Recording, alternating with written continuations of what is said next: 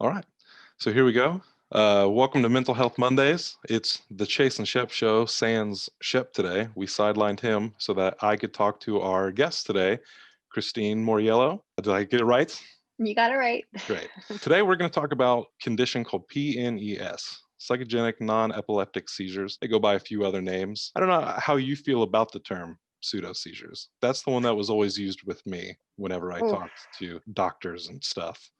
yeah. But I know I've had quite the struggle trying to explain to people what it is in referencing them as pseudo seizures. So I myself have tried to back away from that term hmm just because Well, it I does think imply within, that they're fake. right.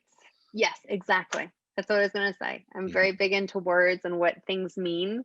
And when you look at what those words mean, it does not accurately describe what's going on. So, because pseudo means fake, and these are very real.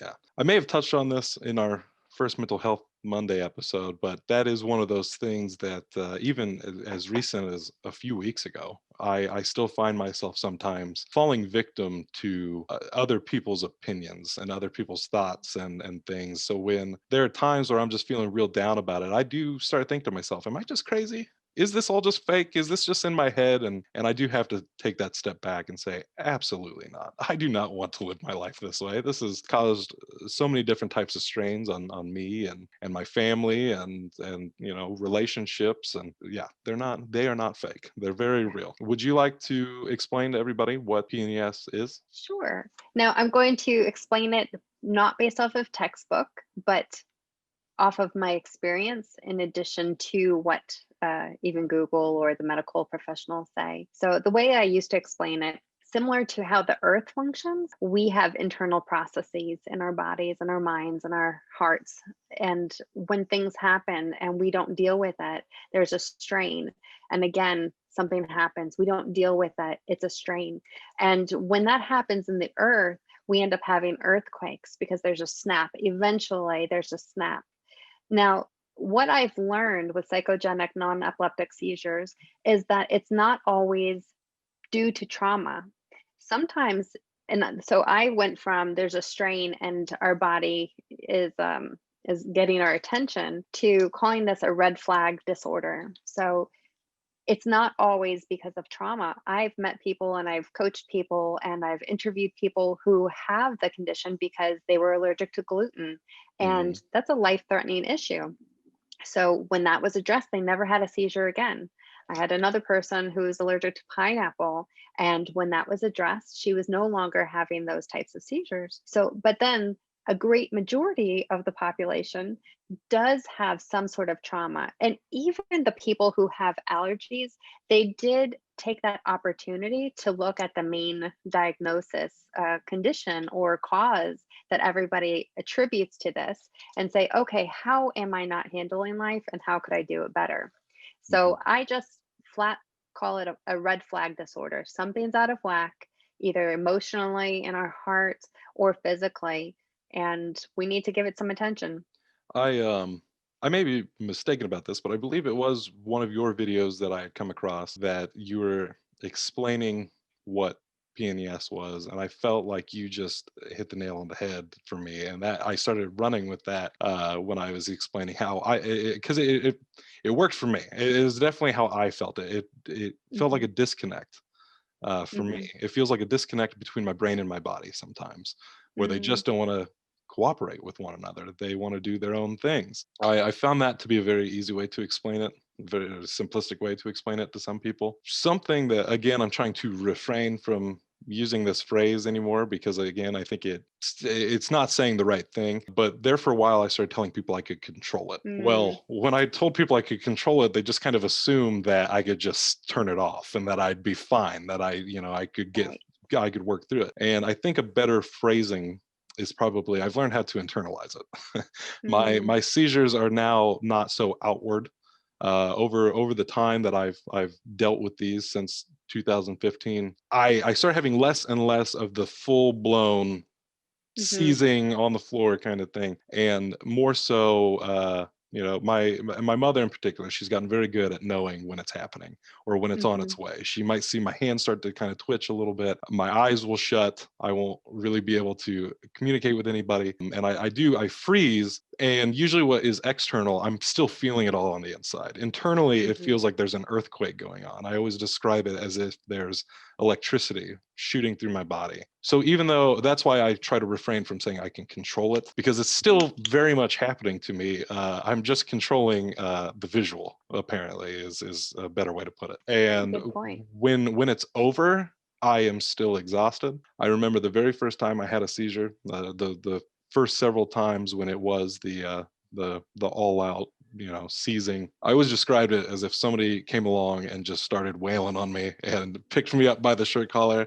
and was just shaking me and shaking me and shaking me. And when they were done, they just dropped me. And I just remember when it was done, I would just go completely just Mm. limp on the floor and just, oh my goodness, this is okay, it's over, and Yeah. in a sense I do still feel that, but it's internal now. And I had told my mother the other day I had one of those Mhm. a couple weeks ago. I feel like I told her, I said, in a weird way, I wish they were external again. I wish they were the full-blown seizures, just because I would get a little more relief physically if it wasn't all happening inside at that point. Mm.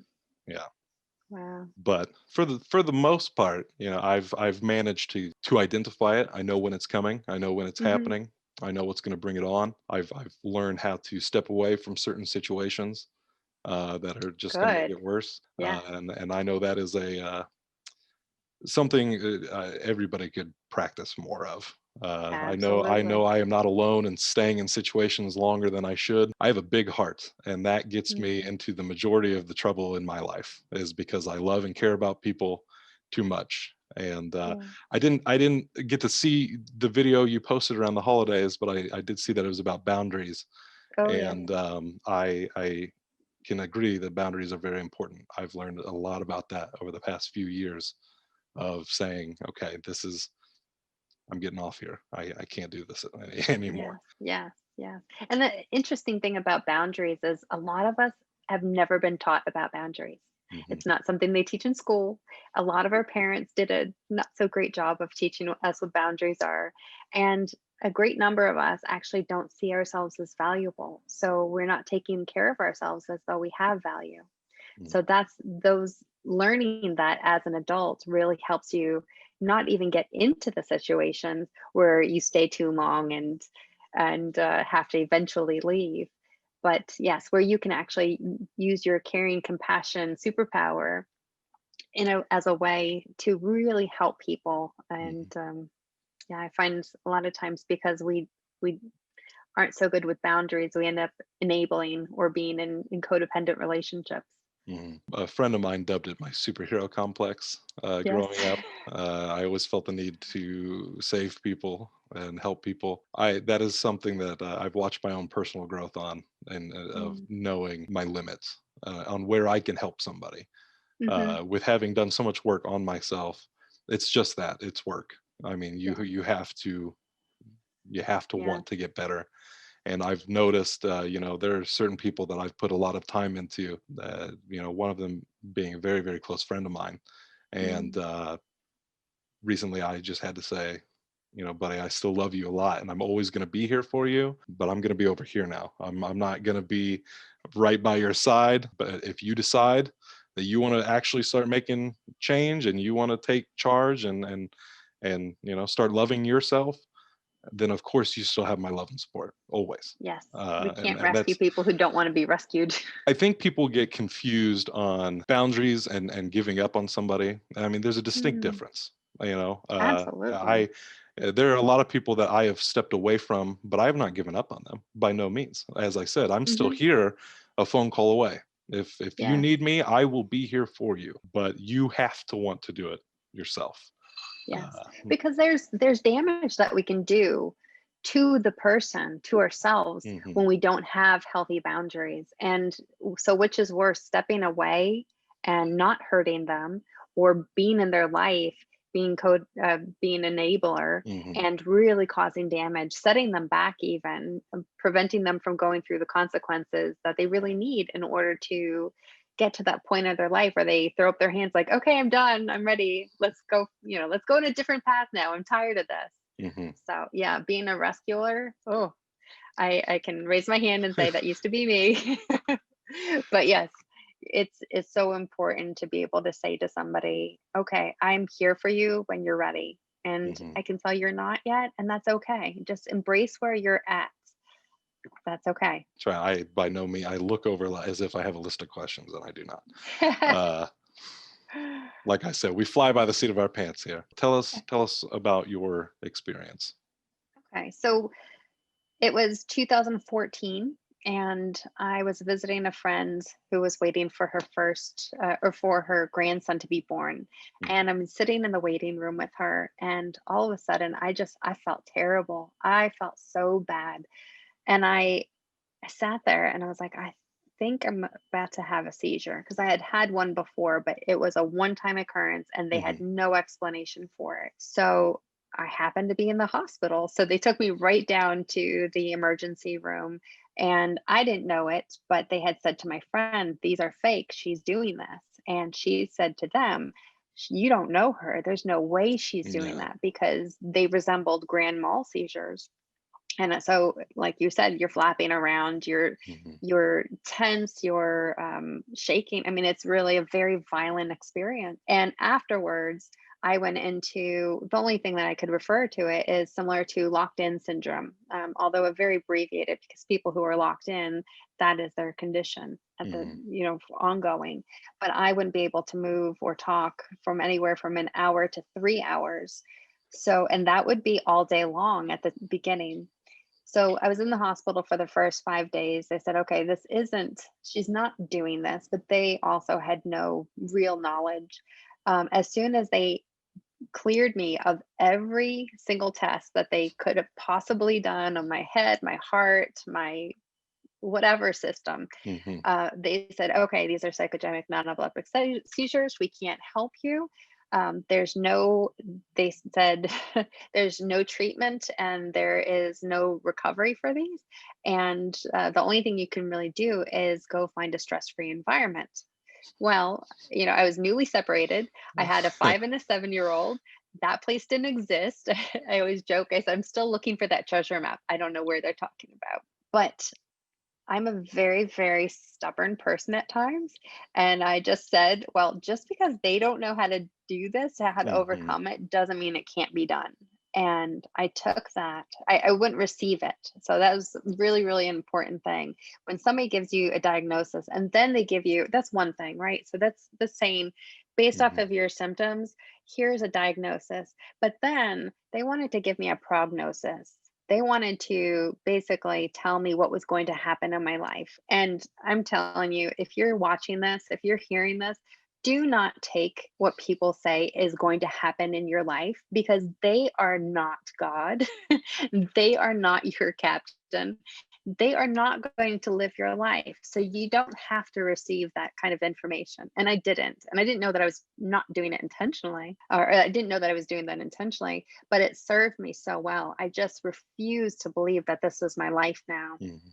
And again, if they would have said, if they would have, it would have been much worse if they said, we know for a fact that you can't overcome these. We know for a fact Mhm. that whatever, it would have been much worse. So I had two friends with me at the time, and they really committed to me during this journey. They were friends of through recovery. And so we took all the things that we knew about recovery and we applied them here. So I started saying right from the start, okay, I'm powerless over this. I have no idea what to do. And for me, like I knew that. See, my journey, I've always believed in God, but I never believed that God wanted me or liked me. Mhm. So this was really me saying, maybe I'm wrong. Maybe I'm wrong, and you really do want to help. And if that's the case, I really do need your help. Mhm. And so we just started looking at all these different sources of looking at life differently because there is the A B option in life. And if you ever watch The Matrix, it's the red pill or the blue pill. Mhm. And I realized that all my life growing up, I've seen it through a different way. I've seen the way that people live, but then I feel like I've seen something else too that I couldn't really explain. Mhm. So I took whatever that superpower is of mine and I applied it for good use and just set my mind and my stubbornness to finding what it was. And I want to say unfortunately, but it be only because it was really painful, Yeah. but it was very, very definitely fortunate that I realized that I had a whole bunch of things in my past that instead of dealing, and now when I say dealing, I didn't resolve anything. And I didn't resolve it not because I was negligent or I was an avoidant. There was a little bit of avoidance, but I Hmm. really didn't have any tools or skills to do it. So here I am now. I'm desperate. So I'm listening and I'm learning new things. I'm listening to TED Talks and I'm listening to authors who are talking a little bit like that, the AB version of the world, and they're going off track from what our standard world is. And so I'm listening more intently. I'm saying, okay, I have to deal with this. I have to go back and see what I've taken on, how I've defined life by what's happened to me. And I have to go back and all the things that I have thought about myself, all the beliefs that I formed that are no longer serving me or helpful, I need to go back and I need to get rid of them. And I didn't know how to do that for actually a couple of years, but my body was still giving me positive reinforcement. And my seizures started lessening every day. They were lessening. So by Hmm. 3 months, my two friends who had devoted themselves to 24-hour care, so they stayed with me, one or the other, 24 hours a day, both moved out at that point, Hmm. and I started my new life. And by 6 months, I was done with the seizures. So it was working, but it was working as well as I needed to at the time. Hmm. So a year later, I had some trauma that happened, and boom, another seizure because, again, I didn't have the tools. Oh, I didn't know what to do in that Hmm. situation. So life is a building. It's about learning, it's about growing. And if you have that mentality, the teacher will present itself in every situation. And Hmm. again, I believe that it's God who's been helping me during this journey, that you don't have to worry about preparing for the future, because if you know what your tools are, then Hmm. when the situation comes up, then you apply the tools that you know. And when you find that you don't have the tools, you seek them out. So it's very much about networking in my life too now.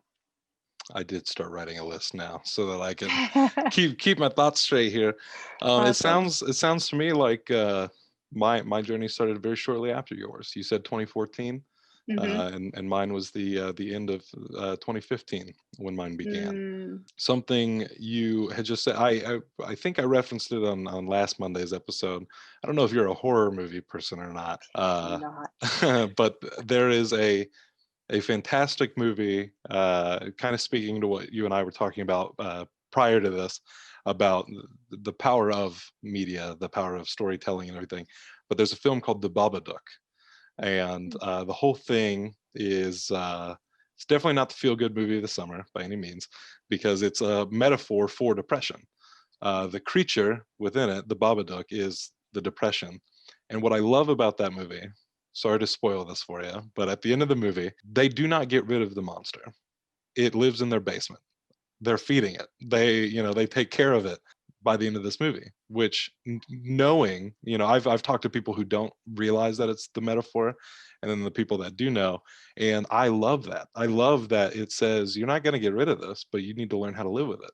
And that's exactly what they do with this thing at the end of the movie. Wow. And it does become this like part of their their day-to-day life, and they just deal with it and they live with it. And Hmm. it was just a very interesting take on that. But if you don't like horror movies, I will make you sit through it. Something, and this is something, feel free to disagree with me on. Sure. For me, my spiritual path was down Buddhism. And something in Buddhism, they talk about the Buddha being in everybody. We are all the Buddha. And that's something I've heard in Christianity as well. God is within everybody. And something that I've noticed in my experience in life, I had told you a lot of the trauma throughout my life was came from religious people, and it really turned me Yes. off to it. I started to notice that a lot of those people had this idea that, and again, feel free to disagree with me here.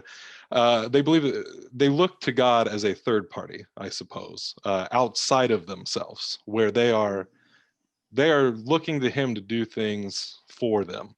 to take care of things. And I noticed that these are the people in my life that nothing gets taken care of. They continue to deal Mm, with the same problems again and again and again and again mm, because they don't take care of themselves. They don't believe in themselves. And I have the belief that, God is in every single one of us, whether you call it God or Buddha or life or what have you. I believe it is everywhere in all of us, all around us. And if you're not listening to yourself, if you're not trusting yourself and loving yourself, then that is the equivalent to me of you are not trusting in your God, that you're constantly asking, oh, please take care of this for me, please take care of that for me. right. He's trying. He's trying, Yeah. but you're not listening. And that's just Yeah. kind of how, with my experience in life, that is how it has felt. And Mm, that's something I started focusing more on, was my yes. inner spirituality and listening to that voice, paying Mm-hmm. attention to life around me. Mm-hmm. And that's why I'm such a firm believer in everything happens for a reason. Yeah. And Yeah. uh, what you were saying before about the pills, I mean, we definitely live in a world where people try to make it very black and white. It's either this Mm-hmm. or it's that. And Mm-hmm. I read a great quote that said, if it's not a paradox, it's not true. If it's Mm. not two things at once, it can't possibly be true. I don't remember where I was going with that. Oh, But that's so good. Well, to go along with what you're saying, which is, it's so funny because for a very long time, I struggled with my own importance. And I Mhm, struggled because I grew up in a church, a building, a structure, not really having a personal relationship with God as I know it through Jesus. mhm, And when I came to really understand for myself, not what I was fed, but what mhm, I was taking and what I was understanding and that relationship that I was building, I listened to something that was said by Jesus. And he said, the most important things are to love God with all your heart, soul, and mind, and to love your neighbor as yourself. And so I'd always look at love your neighbor. So love your neighbor mhm. is the second most important thing. But I missed that third part, as yourself. And I had done a really sucky job at loving myself all through life. All the ways that I've interpreted the bad things happening. Oh, that must mean I'm a bad person. Oh, it must be something wrong with me. Oh, I was always treating myself so badly. So, to the point of what you were saying, there is something very valuable in each and every one of us. We were created with purpose. We were created s- really to do amazing things. And the only part where I guess where we don't sync up Mhm, is that, so God is supernatural, mhm. and outside of him, I'm not really able to do the supernatural. But Right. Mhm, through him, when he's living in me, I can do the supernatural. And that's the life that I want to live, is the one in the supernatural. mhm, So that's the only thing that I wasn't really tracking with. And ironically, it was probably in my early 20s where I started looking for something, because I just felt like what I was seeing didn't match up with what my heart knew. Like, mhm, something inside of me knew that there was a God that really did love me, that really cared about me. And mhm, so I looked down all these different avenues of religion. So I went into a lot of the isms. So almost every Eastern religion you mhm, can imagine, I looked into for my own. And I was just looking. I was like, I need to find this, because I'm not seeing it exam. I'm not seeing it as an example through the people, but mhm, I need to keep searching. And so that's, doesn't matter. How do I say this? I think that the search is so important. mhm, It doesn't matter if you don't see it in the people around you. It's the search that's important. And for me, that biggest aha moment was, well, what if I'm wrong? What if I'm wrong about, what I thought, based off of all these people who are doing mhm. kind of a bad job representing the person who I am looking to or Yeah. looking for. And what if it's more about just, the God? What if it's about just that God and me and that relationship? So Mhm, that was a really cool part of my journey, is I kept searching, because I really truly believe, like you said, something inside of me kept mhm, saying, keep looking, keep looking. And at the end of the story, I found. So mhm. it's a great thing. Just keep searching. I guess that's what I was getting at with my paradox thing, was that Yes. people believe it's either fate or free will, and that the two can't exist at the same time. For me, I guess what is referred to as God with some people is what I see as life in the universe and everything around us. That supernatural element of these things always playing into, and the more I got into this and the more I started paying attention, I could see it everywhere I went. I saw these teachers that I didn't realize Mhm. were my teachers. I saw these things in life that it felt like life was either it was not conspiring against me. Mhm. It was working for me, even if what was happening was not great. Even if I was Mhm. in a bad situation, I was there for a reason. And I've even before I started getting into spirituality, that was always my mindset: is everything happens for a reason. I am being led somewhere here. And Mhm. I've always, it's, I, at a young age, I started questioning religion quite a bit because I was like, who's this God who hates everybody, who made us all just to yell at us all Right. the time? Yeah. I don't know about that. So it had always been my opinion that, God put us on this earth and gave us life to live this life and to Mhm. experience it. And, And to like, love, absolutely. not, which means that he has to love. So yeah, a lot of people are getting it very, very wrong. And so to go back to the self love thing, I feel like, especially today, people struggle with this idea. We talk about it all the time. We always talk about self love all the time. You'll see inspirational quotes and this and that and the other. But I feel like we just live in this time, especially with the internet and just how toxic and hateful the internet can be at times.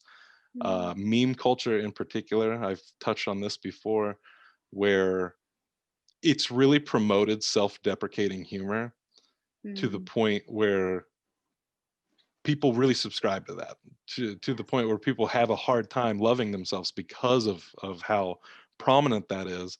And in a way, people feel like, maybe they're not being humble when they love themselves, when they can Mhm. say, oh no, I like me. There's something about that. As an artist, sometimes I have to say, oh no, I think the script I wrote is really good. That's hard to do. That's it's hard to make something and go, oh yeah, this is good, and like, be sincere about it. And I think Right. people struggle with that, with the Yeah. self-love aspect, because I've seen the difference. I've seen the difference between writers who think they do no wrong, who think that Mhm. they make the greatest things on the face of the planet. And those are usually people who I haven't really appreciated their writing as much. They aren't as good as they believe they are.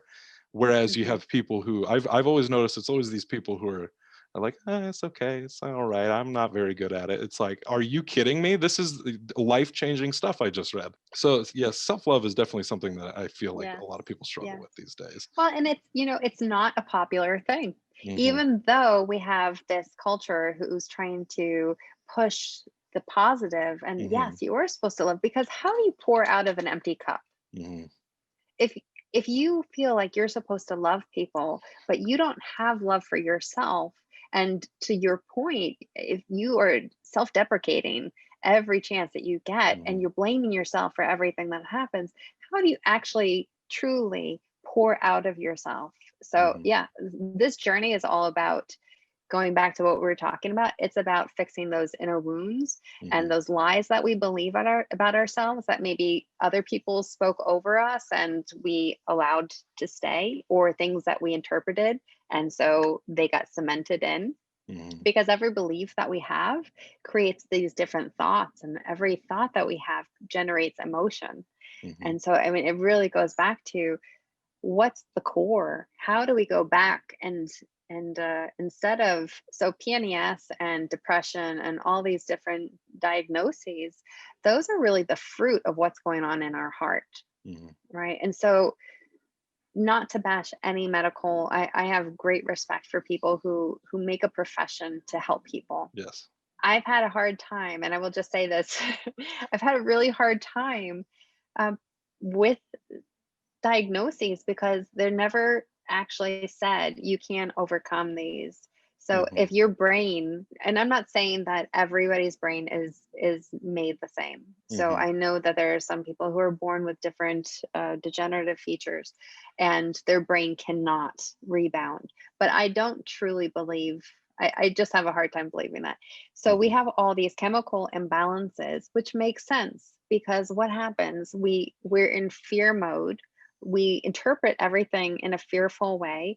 We're releasing the fear hormones, so mhm, our brain, and we're not releasing the joy hormones, so our brain becomes out of balance. So that it's good and right to diagnose and say, this, you have a chemical imbalance. But the thing is, what we're lacking is that resolve. So great, we looked at the fruit, we see, oh, okay, this particular trait is growing depression fruit. mhm, All right. So your brain is, this is what your brain is doing. It is releasing this particular chemical. And so what we need to do is we need to restructure what's going on. So that's through behavioral modification, thought modification.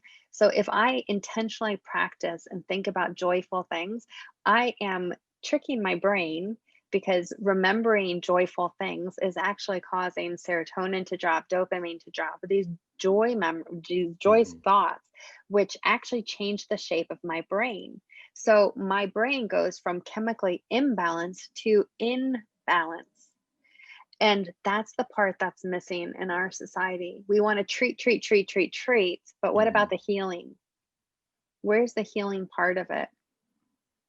mhm, So when we talk about, a lot of times when we're talking about how we got to where we got to, and about not loving ourselves because of things that happened, we really have to go back to the core. I mean, we can look and say, I fight with my spouse, I fight with my boyfriend or girlfriends, I fight with my partner. And why do I do it? Well, if you go back, they're exhibiting a behavior that's similar to what how I was treated when I was younger, and it mhm, triggers me. So I'm not really reacting to them. I'm reacting to how I feel about that root, what happened, that core.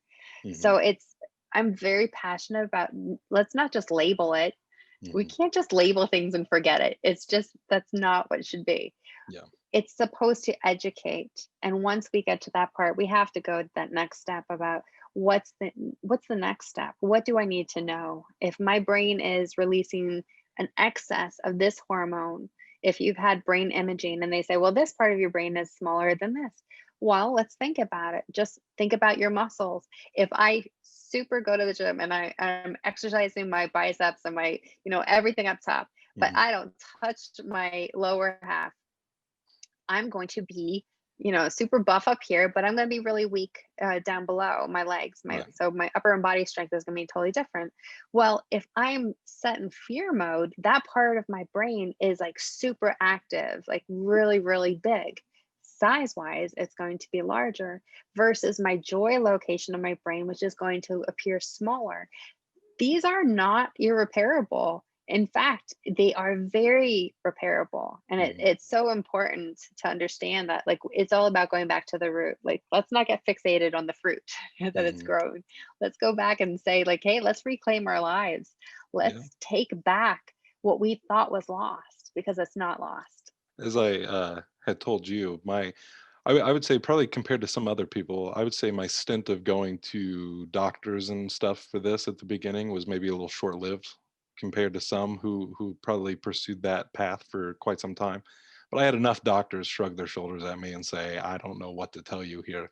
Mm. That finally I just said, "All right, I'll do it myself. All right, I'll figure this out. Don't worry about it." When I was doing all this research for myself, there would be times where I would just absolutely spiral into depression looking farther into this condition, Mm. Googling things online, finding people who said, I've been dealing with this for 50 years and it's still, I have nothing to tell you, it's still the same. And so when I came across your videos, I was just happy to find somebody who had a more positive message about it because I agree. I mean, I definitely, yes, I had one a few weeks ago, but the frequency of these has died significantly over the years. There at the beginning when they first started, I would lose count altogether. Mm. Mhm. But now I could probably count on my hands how many times it happens in a year.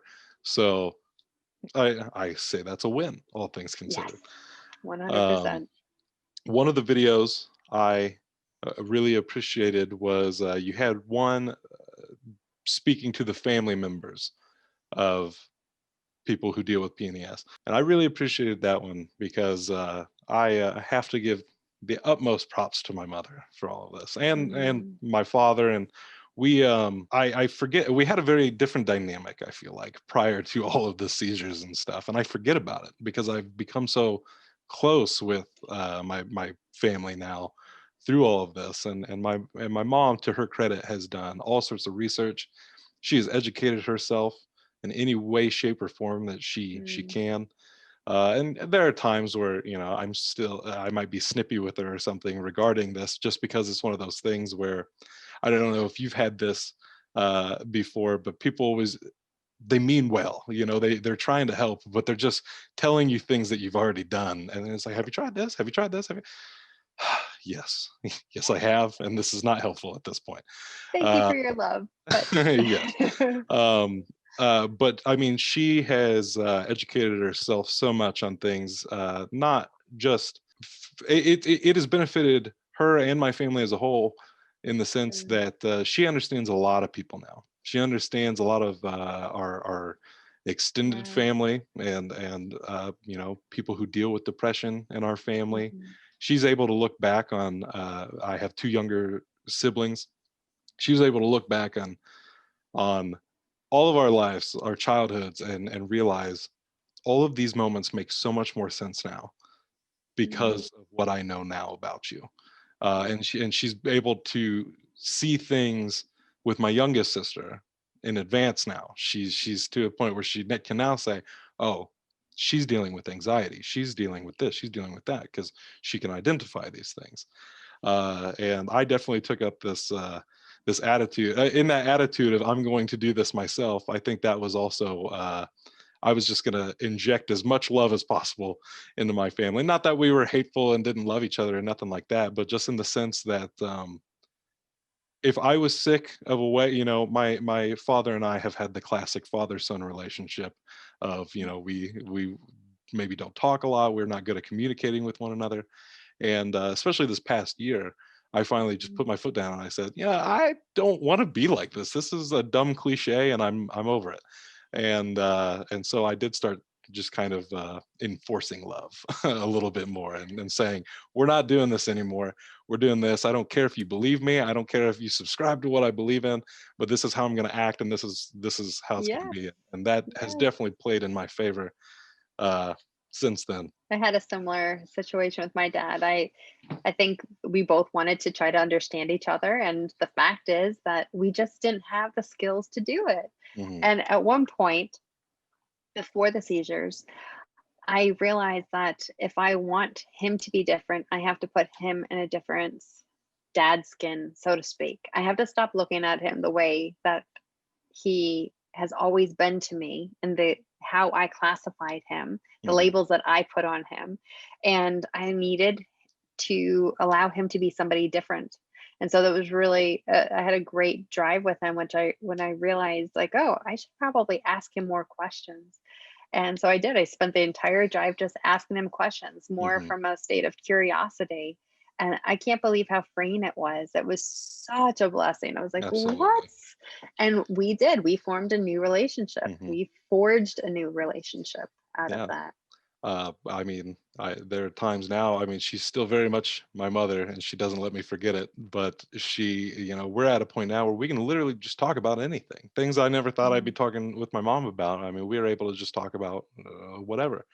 And my dad and I we're getting to that point too, where we can just have conversations and not sit in awkward silence all the time. And we broached that subject recently, and just we both just told each other, uh, neither of us talked to one another for the same exact reason. We just didn't know what to say. mm, We were always afraid that we were going to piss the other person off, and it was right. just going to snowball. So to finally say, okay, what's going on here? What can we do to?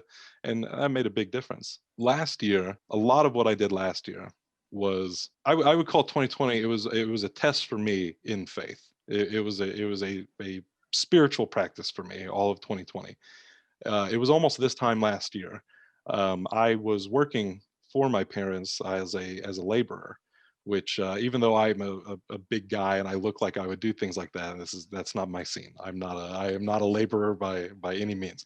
But I was having a hard time working that job uh, because of the seizures and everything. And that was the whole reason I was working with my parents, is so that they could Mm. kind of help me with that and help me with work and everything like that.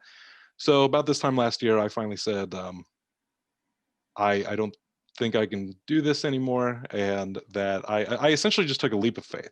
I felt like life was pushing me in the direction of what I wanted to do, which is film and everything. I kept feeling, and I do a lot of that in life, and I get the sense that you are kind of the same way, where like if you feel something strongly enough, you have to listen to it. And I Yeah. did. I just had this feeling, and I had several moments last year where I realized I had crazy respect for people who do work in churches and everything. All of a sudden, when I realized like how hard it is to say no, Mm. this is what I believe and this is why I believe it. Because it's, I did not grow up in a religious family by any means, so it's hard sometimes to get my point across of why I believe something is going to work out. Mhm. We I just had a discussion with one of my coworkers the other day where he said faith is completely irrational, but it's the only thing that gets the job done. And that's exactly how it felt. I took that leap of faith last year, and granted, most of 2020 did not go as planned for anybody. I arrived here at 2021, and I feel like I'm being rewarded for keeping that faith all year, Mm. for not letting go of the idea that I am on the right path. But a big thing for me last year was freeing myself from other people's thoughts and Mm. living life truly for myself. And I realized just how big of a challenge that is. I mean, it's up there with Mm. self-love, living life for yourself. It's a big challenge. And I realized that subconsciously there were things that I would do. I just recently applied for school back in December, and I had to take a step back and ask myself, am I doing this because I truly want to go to school? Or am I doing this because with your video regarding the family members, Mhm. I feel terrible when these things happen, just Mm. because, the looks on my parents' faces sometimes, or people that I do care about and they see me have a seizure, and you're a parent, so I'm sure you Yeah. understand that I just wish I could take this away from you. And I don't know how many times I've heard that, Mm. and they just wish that they could do something for me. And I have the attitude of, you can't, and that's all right. I don't care, don't be upset, it's all right. I've got this under control, whether you think I do or not. It's okay. um so I'm on my journey. going to school was, right after I realized, oh, I really can't work like at all anymore. It's just one of those things that Mhm. I just kept hitting this obstacle every time I showed up somewhere, especially in this age of COVID. That did not help Mm. anything. And so I was a little down and out about that for a while. And I started applying for school because I felt, well, okay, if I do this, then I can tell my family members like, oh, well, this is what I'm doing, and this is, Mhm. this is what you want to hear. This is what like, I'm doing something. I'm not just Yeah. at home. I'm not just, I had to take that step back, because the Chase and Shep show started in December. We started doing it then, and at the time it was just something fun to do because I had nothing else going on. And so I did. I had to say, am I doing this for myself, or am I doing this to make other people happy? So I made the Mhm. decision not to. And even then I couldn't outright say that. I couldn't even outright say that to the people that I had originally told, hey, I'm going to school. I said, oh, I think I'm going to wait till fall. I still made it sound as if that was the case, but in my Right. heart I knew something was coming. I knew something was on its way. And Mm. now I am starting, I told my friends the other day, we're not making buku money off of this right now. We're not famous by any means, but I got to go to my place of work the other day, and we get to make music. We get to be creative. We get to talk about nerdy things and the things that we love. And that is all I've been working towards my whole life, is to be Mm, in a position where we are not, we work for ourselves yes, and we get to do what we love. yes, Uh, and I'm even still in the mode of not really telling too many people about what I'm doing right now, because there's not, I can't say, well, here's our financial gain and here's where, we're going with this. Uh, doesn't matter. It's a vision. and, it's definitely the parental voice in my head of, Mm, my mom wants me to be doing this, and this is what she mhm, wants, and this would make them feel better. Uh, yes, and it's a matter of tuning it out. It's a matter of tuning it out. I know that nobody else really believes in what is going on right now until they actually see it for themselves, the tangible right. things that are being done. But I just don't care. I just don't care at Yeah, this point. yeah, I am so rooted in my belief that this is all going to work out. And yes, all of last yeah. year, my leap of faith, I was unemployed almost all of last year, and I just said, I don't know how I'm going to pay my bills. I've got no idea, Mm, but I'm going to choose to believe that if things are going to work out, they will. mhm, Something will always come along, and I'll be damned if my whole 2020, it's blown my parents' minds. It's something that's hard to explain. It was an yeah. act of faith, and it Oh, worked. And every mhm, time things were looking bleak, like things were gonna not work out, instead of doing what I used to do, which is just panic and worry over things I couldn't change, I just took a deep right. breath and I said, okay, I guess we'll see. And every single time something came along that helped me keep going, and now I'm Oh, where I want to be today, and it's only growing even more. And it yeah. really speaks to that. Absolutely. I have a similar story, and I know we're coming to the end of the time, but Mhm. I want to just share and encourage because so in 2014, my seizures developed, were labeled, and Mhm. they left. A year later, I had one more seizure from a traumatic experience that Mhm. at that point, I didn't have the situation, the tools to handle that situation. Well, at this point, it's been over 5.5 years since I had a seizure. But still, some traumatic things happened. I made some bad choices. I realized that I wasn't really walking in wisdom or Mhm. discernment, and I allowed people into my home that were not healthy. And I ended up having to leave my home because they went. So they started squatting. And that was really hard because I literally had nowhere to go. I didn't have a job at that point. I hadn't regained my finances. I had put all my eggs in the wrong basket. Mhm. And so at that point, I can relate to what you're talking about. Your parents like, just do anything. I remember my father say, like, I mean, just McDonald's is always hiring. And I Mhm. thought, okay, wait, I have two children I'm raising. So yes, it was, let me see, 2 years, 2 solid years of Mhm. not being with them.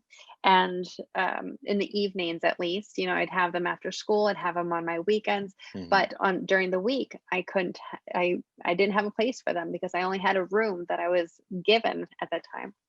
So, but I knew I was on the right track. I knew Mhm. with everything that I had in me that I needed to go this route, that my destiny was on this journey. This was the road to go. And I kept going. And so to everybody else, they needed to have faith to Mhm. see that I was going on the right path. Well, now, let me say 7 years. It's 7 years this month, actually. It's today the 14th. So it was actually on the 11th that I was diagnosed, and that I was diagnosed, and I turned over that leaf of saying, okay, this is not going to go the way doctors are going to say. It's got to go a Mhm. different way. And when I overcame, I knew that I needed to figure out how to explain to people and then how to help them in overcoming this, Mhm. overcoming any mental disability or any mental, if it's able to be overcome, if it's just a simple imbalance. So I kept going on that dream. And here, 7 years later, after a total of 3 years being categorized as homeless by the government, and through those challenges and traumas, I'm a full-time coach. I have a production company, and these are all the fruits of that direction, of those very, very hard years of going, walking in faith, as you were saying. So it is so important to listen to that inner voice Hmm. and go in that direction. It's not going to be easy. I can tell you 100% it is not going to be easy. If it's the right direction, it won't be easy. Yeah. But stay the course because there's just some really great stuff at the end of it. Hmm. Yeah, I could not agree more. Well, one thing that I would say that I learned that I want to continue doing and that I really need in my life is journaling. So journaling does a couple different things. One, I have a gratitude journal that I write in at night. And the Hmm. gratitude journal, with the benefit of that is I'm thinking of things that I am benefiting from and that I am internalizing it as gratitude. Well, guess how my sleep is going to be if I'm going to sleep with all these newly fresh, raised up thoughts? Hmm. They're going to be really good. Then the next type of journal I have, because at this point I have multiple journals depending on what the purpose is. Hmm. So the next one is about my thoughts and ideas and maybe their inspirations. And I also journal to get out my aggravation, my stress, my Hmm. at times, just like whatever it is, I need to get it out. It is not good to stay inside. So journaling is something that even if you write one line in it, it's a start. People say, "Oh, I'm not really a journaler. Oh, I'm not." I mean, really you are. It's just Hmm. on what scale. Maybe you're not like a 10 journaler. Maybe you're more like a 2 out of 10 in journaling. But everybody starts somewhere, and it's something that is beneficial no matter if you put 5 minutes into it or 50 minutes. I know for me, I know you had a couple of your props and stuff. I know we didn't get to those, but I think you touched on the subjects. I think you did Hmm. talk about it. But one of those things was to feel your feelings. I Yeah. think that is one of the most important things. I've watched a lot of people, especially as a man. A lot Mhm. of men are told not to feel and not to be emotional and everything. And when I was told I was an HSP, a hypersensitive person, my Mhm. life started making a lot more sense because I've always been very sensitive and emotional, and I've never really had too much of a problem with that. And I know that's benefited me greatly throughout my life. Mm. Is not trying to feel like I had to be Mr. Tough Guy. I am perfectly happy to cry when I feel like I need to cry. Uh, because it'll always, as soon as it's over, as soon as I have felt those feelings, they'll go away, and I can move on Mhm. to more joy and love in my life and not hold on to all these hateful negative feelings. And Mm. I know the other thing for me that helps me, I guess this is my journaling as an artist. I am a screenwriter amongst other things, and I think I've said this on a past episode. I tend to put my characters through my problems. I Mhm. will usually have a character that is going through my stuff, and uh, in a way, it is, I do know what to do, but when I'm putting it on paper and I'm watching somebody else do it, I get to go back and read and go, oh, okay, well, I guess I'll do that. It worked for this guy, so I guess I'll do that. And I'm able to work through those things. So I think a creative outlet is very, very important. Especially, I work with a lot of Absolutely. musicians now too, and I'm no lyricist by any means, but any sort of creative expression is great to feel those feelings and to get all of that stuff out. I agree. I agree. Thank Outro. you so much for being on the show today. It means a lot. This was always the goal with Mental Health Monday. It's definitely becoming our favorite show of the week. For as goofy as we are throughout the week doing other things, it's always nice to get a little more serious on Mondays and do this. And we've noticed this usually has our biggest viewership, and people are happy that we're doing it. So, Well, thank you this so is much for just inviting me. absolutely. We were talking about boundaries and helping people, and I feel like I think you and I both have found a better way to help people Yes. that you can still maintain those boundaries. Yes. So, Absolutely. so again, thank you so much for being here today. Mm. And you have a website, correct? I Uh, do. It's transferoutpnes.com. And then my YouTube channel is just under my name, Christine Mauriello. okay, and we will include links in the description box for those, so you can check out all of Christine's stuff if you're looking for more information. Old Shep and I will be back to being goofy on Wednesday. So, Christine, thank you so much. Oh, my pleasure. Thank you.